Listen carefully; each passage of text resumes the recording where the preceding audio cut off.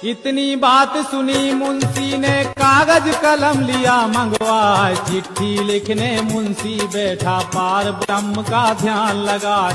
राम राम आदाब बंदगी सब राजों को लिखा बनाए।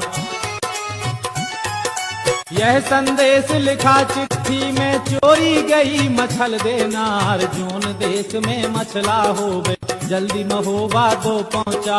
लिखी हकीकत सब महोबे की, मछला का सब लिख दिया हाल। मोहर लगा कर नर उदल की चिट्ठी दई डाक में डाल। 4-5 दिन के अरसे में सब देशों में पहुंची जाए, सब देशों में पहुंची जाए। इतनी बात सुनी मुंशी ने कागज कलम लिया मंगवाए, चिट्ठी लिखने मुंशी बैठा पार ब्रह्म का ध्यान लगाए। राम राम आदाब बंदगी सब राजों को लिखा बनाए।